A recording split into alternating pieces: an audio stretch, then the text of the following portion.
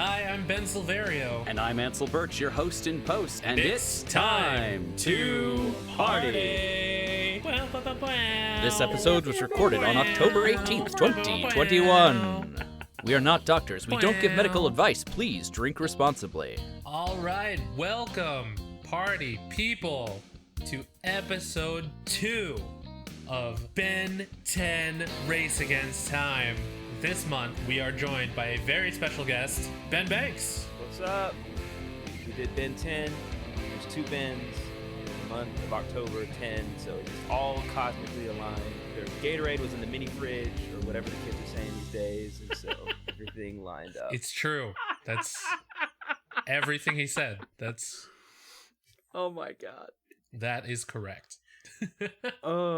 So in today's episode, we're going to be reviewing the movie Ben 10. We're going to go into all of the weird crap that went on, how you felt about it, what you understood, what you didn't understand, who performed well, who didn't.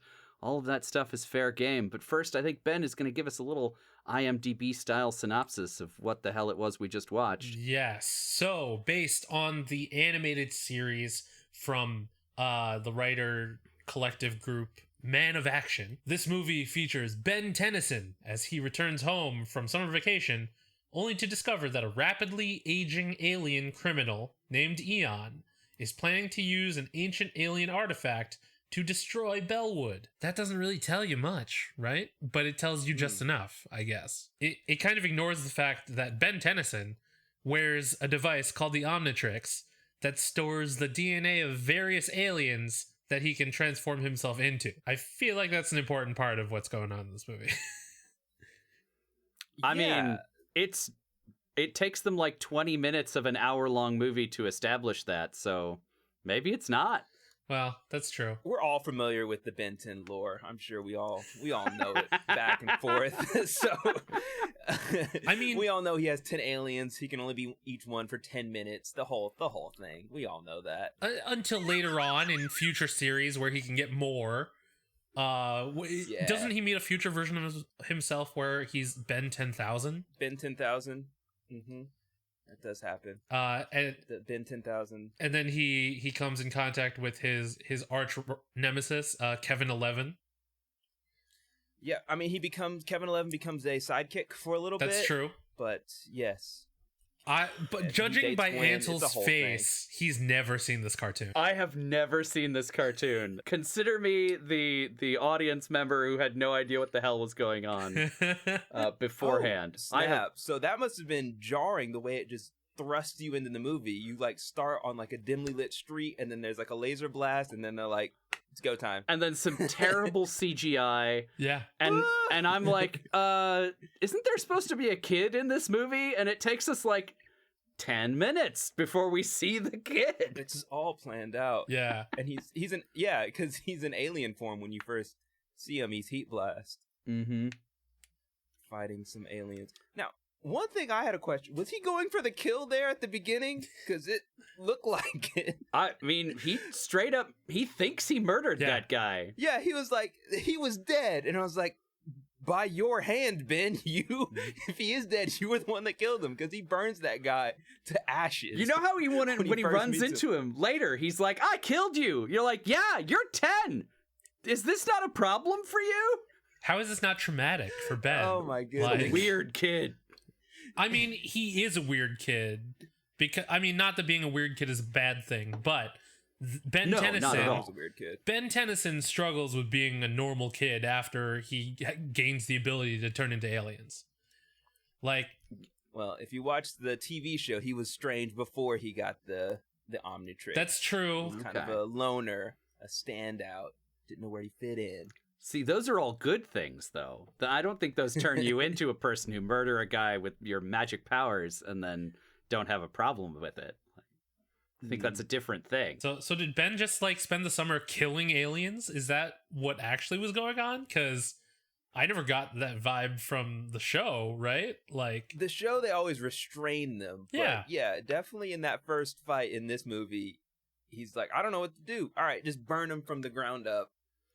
In my awesome CGI effects. Yeah, the director Alex Winter of Bill and Ted's Excellent Adventure fame. But okay, well, first I have to say that Alex Winter is a phenomenal documentarian. He has made some really good documentaries.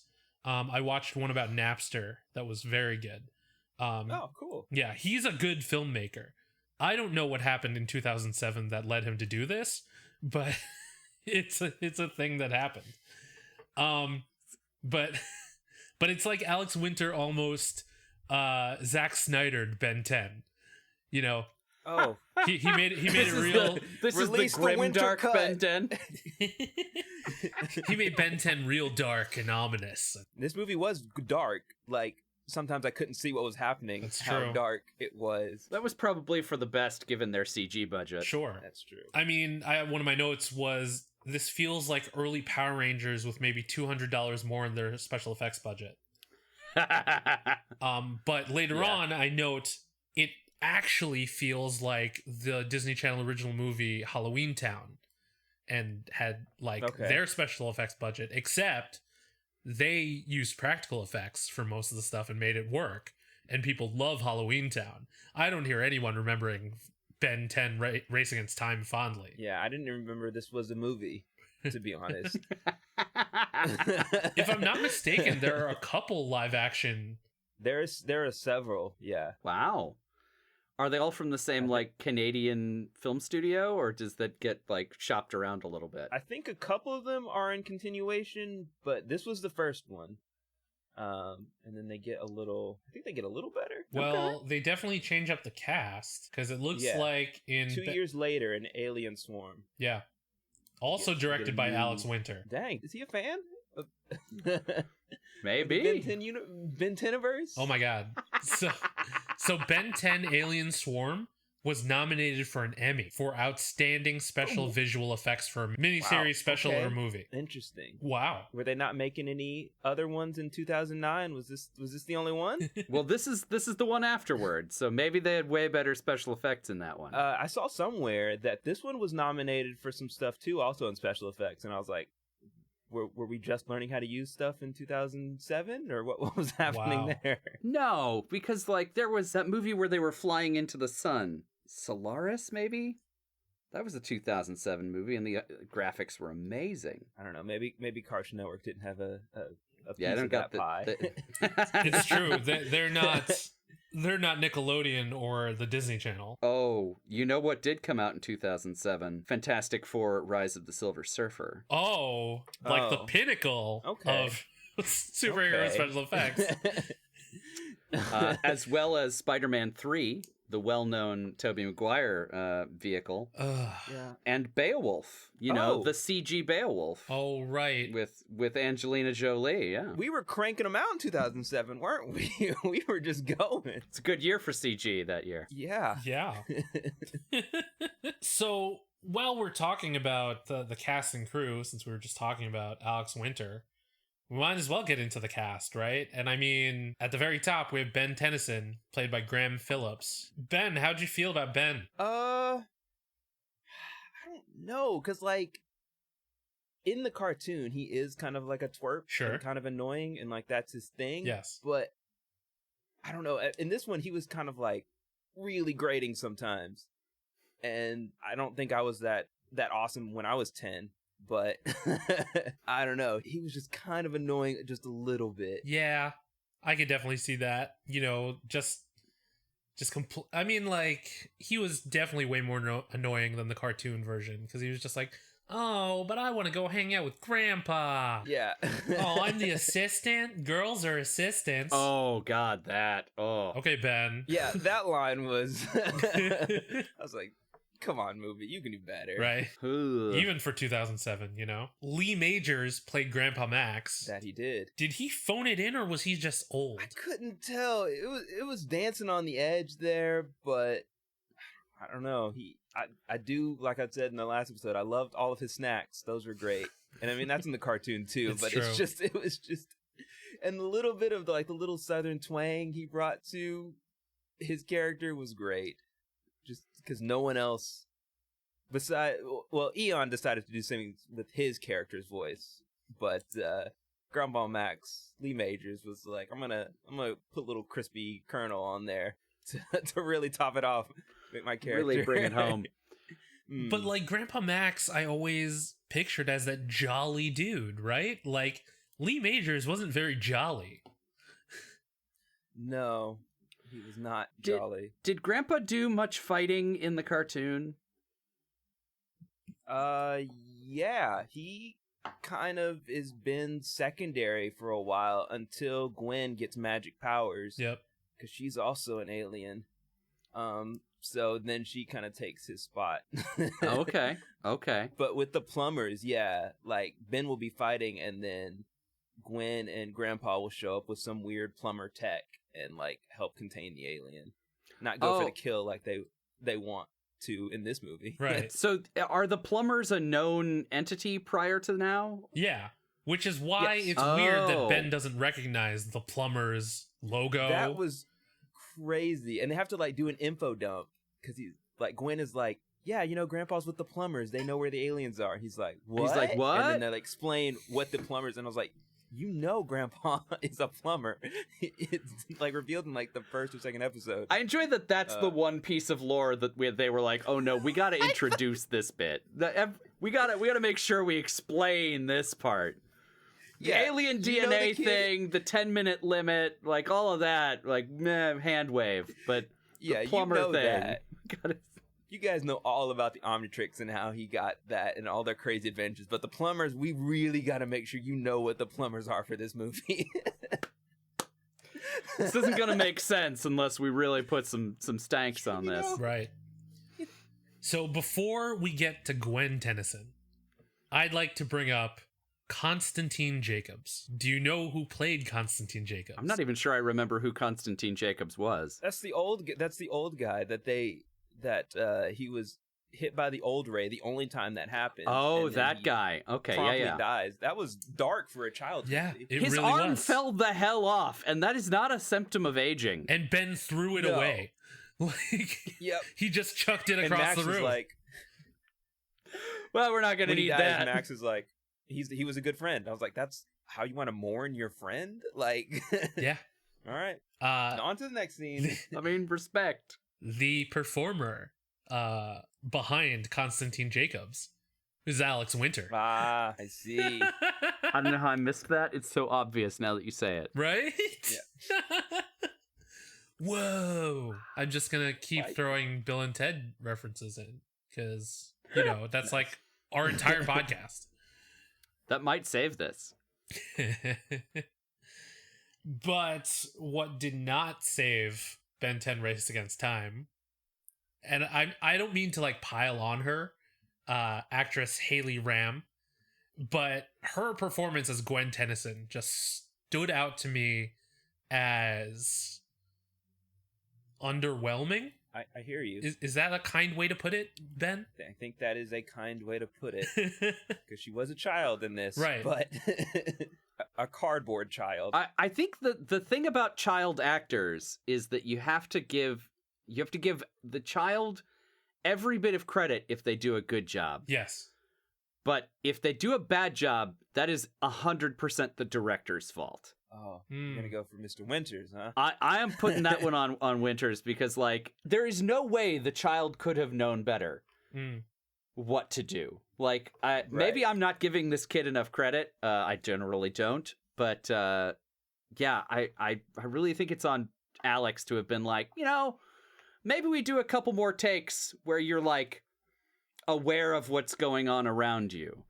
But also before this, well, actually, now that I'm about to say this out loud, this doesn't help her case. But prior to Ben 10 Race Against Time, she played the young Jean Grey in X-Men: The Last Stand. Oh. I don't think that would have necessarily helped her. Brett Ratner is not great, and he ruined not only the X-Men franchise, but then the Superman franchise. But Haley Ram has done a number of things, like, yeah, I just looked her up. She's done some stuff, but yeah, I don't know. In this movie, just even like the big climactic moments. Right. Like I think as a child you would know, like, hey, this alien's taking over your brother and you need to fight. And she's like, Ben, or cousin. Yes. cousin. My bad. I did make it and 3/4 of the way through the movie before I realized that they were cousins. Yeah. But yeah, when he's being overtaken by an evil alien, she's just like, Ben, stop. Ben, I know you're in there. No, Ben, I know you're in there. No. It's What's going working. on? Okay, well. Since Ben, when do we have Grandpa's an magic? dying. Since when do we have a magic act? Since 10 seconds 10 ago. seconds 10 ago. seconds ago. Work with me. Yeah. Like all of her line reads were just like it was like pulling teeth, you know? And I don't want to come down on her too hard since was probably one of her first big roles, and she looks like Gwen from the cartoon. Mm-hmm.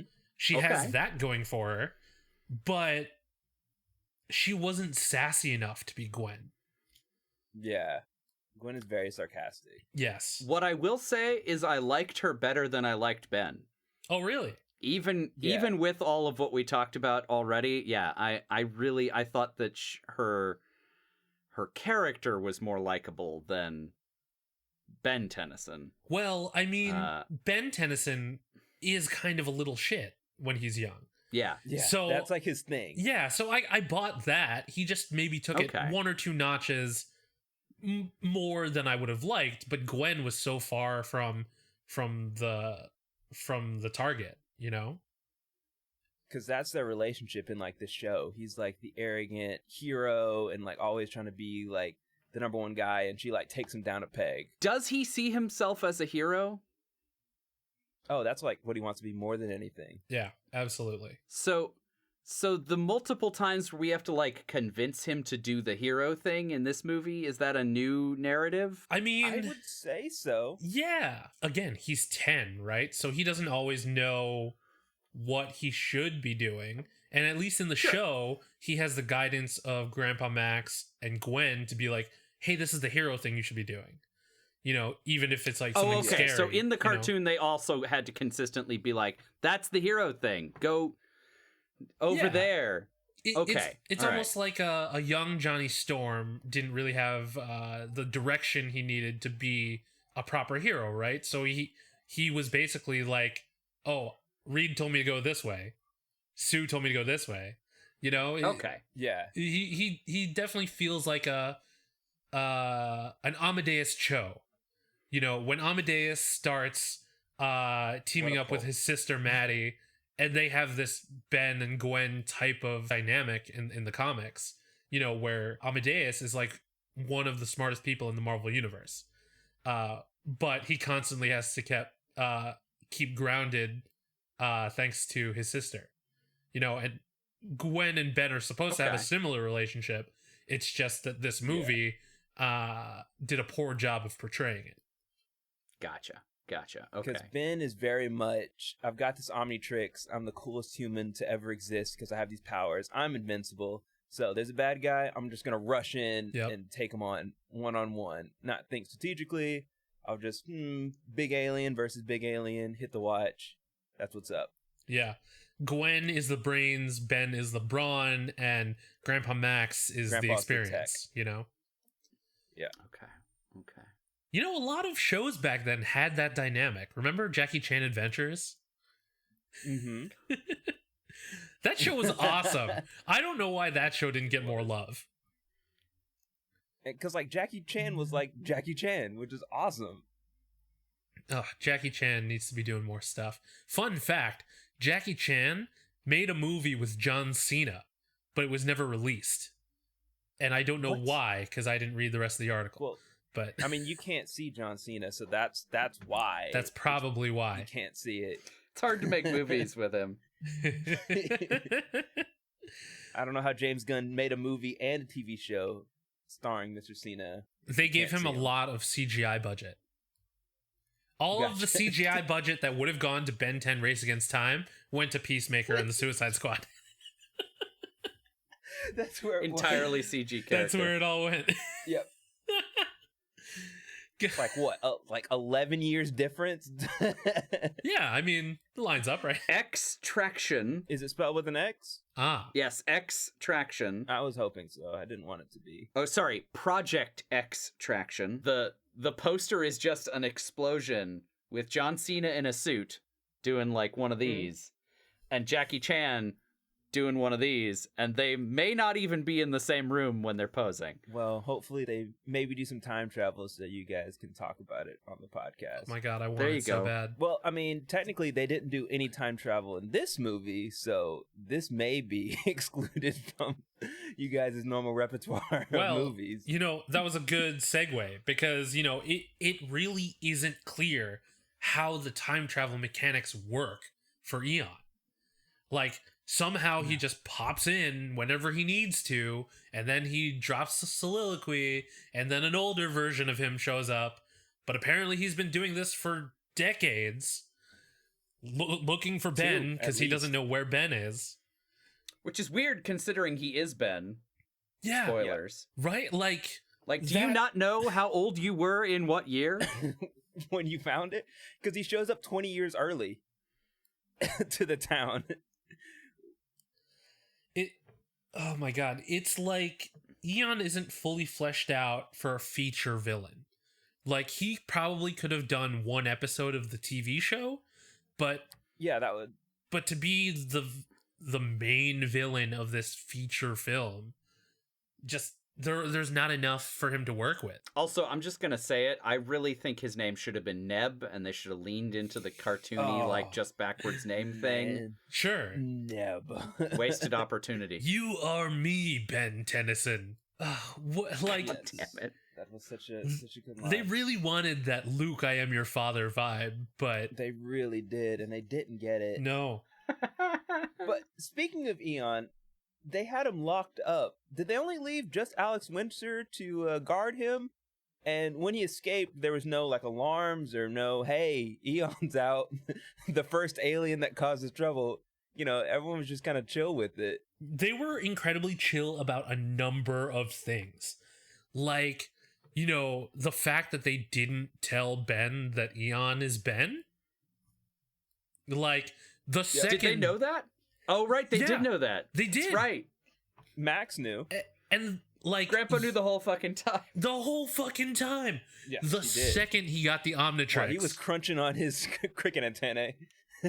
Yeah, he was just like, oh, you know, maybe this will come into play later, I guess. They never wanted him to find out. That's what they said. Yeah. Like, we didn't think this day would come, but when he escaped, well. I mean, in fairness, kid's 10, so, like, can he handle it? Obviously no, as we have just observed. They may have been right to not tell him at this point. I don't know. When Eon showed up, probably would have been a good time to be like, oh, BT dubs. Right. Oh, for sure. We were hoping this wouldn't come up, but clearly it's there, so... And also, like, this has turned into, like, a Marvel Universe type of variance all over the place situation, because we keep meeting future versions of Ben. Like we referenced before, like Ben 10,000, you know, and now Eon. Like, at what point does Ben become Eon? Like, it doesn't really solidify when Ben made the heel turn. I think this one sits a little bit outside of the mainline continuity. Because in the show, Gwen gets magic powers, which she doesn't in this this one. is after the first season, I think. Yeah, he goes right? on to be... Like, this is supposed to take place, like, after that season? Because, like, it's after... season 1 of the show, his summer vacation? Yeah, I thought so. Because, at the very end... Season 1 Like, I mean, spoiler alert, at the very end, it hints that Vilgax is coming back. And that was basically the whole first season, right? Or the first couple of seasons? Actually, this was the entire... It comes after the entire show, because the original Ben 10 was from 2005, 2008, and then they made this movie. Okay, so it was a very long summer vacation. But then they went on to do a bunch of other stuff. Yeah. 3 years long. You don't realize it at the time, but that show, every episode is an actual day of his summer vacation. Yeah. That would be a cool framing man. device. It's like 24, but more stretched out. There's also a point, and by mean a point, I mean a ton of points in this movie where it never really feels like the Tennysons are going to lose. Because they have the plumbers, because they have Grandpa, because Ben is doing Ben things. It doesn't feel like Eon is really a threat. It really doesn't, because mainly you don't know what he wants. Yes. Until like the very end when but they're like the Hands of Armageddon, which they're not hands. Nope. So I was disappointed like right off the bat when you finally see it. It's like it's like a big gate. Here's a big circle. There are so many things that they could have improved on. Little things, so many little things they could have improved on to like make the quality of the plot better. But then they probably wouldn't have been performed that well either. So So it's kind of a miss in a lot of ways. Especially like Grandpa Max's like big speech at the end after he tries to electrocute the gate, right? They make this like heart-wrenching like speech where it sounds like Grandpa Max is gonna die. It looks like it too. Right, and then nothing He has happens. been electrocuted for a long time at that point. Yeah, Ben and Gwen do a whole thing, and then she's like, oh, Grandpa. Right. And then they're both like, oh. But yeah, this guy that we love so dearly that we just forgot about entirely. It was a mess. It was a mess, kids. Oh my god. Also, what was he doing? Yeah. No. He was like, one of these is positive and one of these is negative. Oh well. I hope I don't blow up the town. And then just like shoves them in there, because they said that they've tried to destroy it like 3 times, and pretty much every natural disaster is them messing with it. The Great Chicago Fire was one of them. And the Grand Canyon? Yeah, that was the first attempt to turn it off or break it. Well-known geologic feature, the Grand Canyon. There was the Big Bang, and then shortly after that, they tried to destroy the Hands of Armageddon. It happened in that exact order. Pangea was broken up by them trying to take apart the early Hands plumbers. of Armageddon. Yeah, the first plumbers with their laser shooting clubs.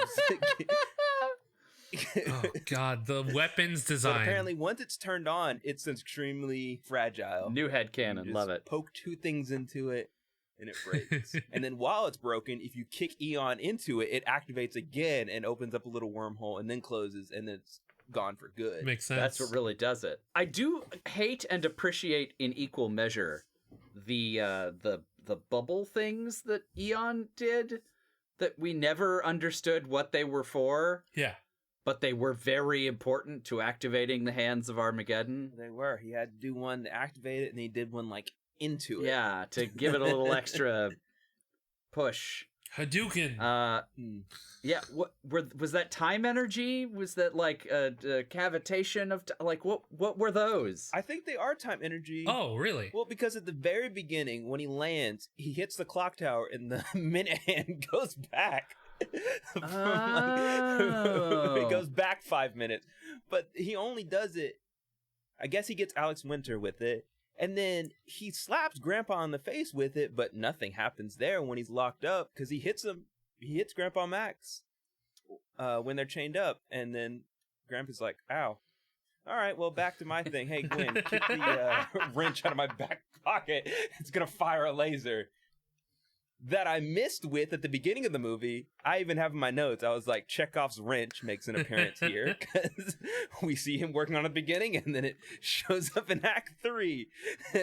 Good story structure. When you have a laser wrench in a man's pocket, Absolutely. It's got to show up again. Filmmaking 101. Well, since you have both been to Filmmaking 101, what would you pitch to fix this movie? God, make something else? Oh, man.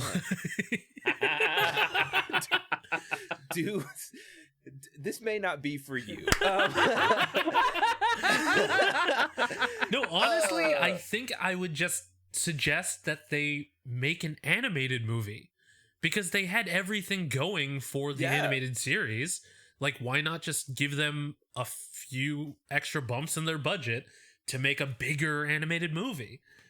Like, I guess they really wanted Lee Majors to show his face, you know, to hitch his wagon, so to speak. I don't know who the boom operator was on this one, but man, they got Lee Major's mouth noises like nobody's business. Every bit of squirrel bits and whatever that man's chewing on, you can hear it all. And I was like, oh, here we are. I think that tells us that every bit of his dialogue was done in ADR. Yeah, because he's chewing on things most of this movie. It's true. Ben Banks, I have a question for you. Yes, I'm Is listening. Ben 10 Race Against Time worth your time? Ooh, I like how you put that together there. I think for something like this, yeah, it's like an hour and 7 minutes. It goes down so smooth. I was just chilling. I had a little drink I was sipping on, and like, I think because I'm so familiar with like at least season 1, the source material, like I could follow what was going on, but I think for like God bless Ansel, not knowing anything what was happening. They just really take advantage. So I think if you're familiar with Ben 10 and you enjoy like a movie so bad it's entertaining, definitely so. But I think if you're new to the Ben 10 verse, I think maybe do a little bit of homework and then enjoy the laughs here that could be had.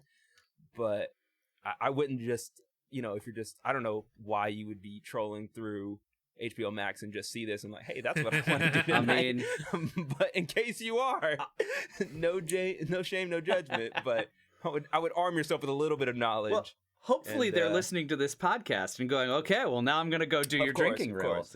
Yeah, that's exactly what the drinking and smoking game is for. I think if you start with your Robert Picardo respect shot, I think that's where you go. Yeah. Before we close out, Ben, was it worth your time? Oh no, because I watched it twice. It really wasn't worth my time. But I full disclosure, the first time I watched it, I was donating plasma, so that's good to donate plasma because like people need that. But I could have literally watched anything else. Like, and then I went home and watched it again and took even more notes. And oh man, I wasn't expecting this to be this bad. Like, IMDb has it listed at 4.3 out of 10. Like, that's not great. 4.3 is closer to 5 than I would have thought they'd get. Yeah. I mean, generally when I rate things, it's out of 5. So I was leaning more towards a 1.5 to 2. Oh, is this out of 5 or out of 10? Well, IMDb ranks it out of 10. I rank out of 5. Oh, okay. Right. Fair enough. So while I was amused by all of the adulation for a hero named Ben, which took far too long in my childhood to happen, because obviously Bens are great. There should be more Bens in media. Yeah. Right, Ben? Absolutely. Well, rather than dunking on this movie profusely,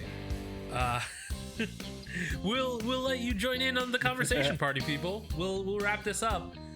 You can find me on the internet. I am at bsilverio20 on Instagram and Twitter. Yeah, and you can find me at TheBlendian1 on Instagram and Twitter. And you can join in the conversation by using the hashtag Time2Party. That's time, the number 2 party.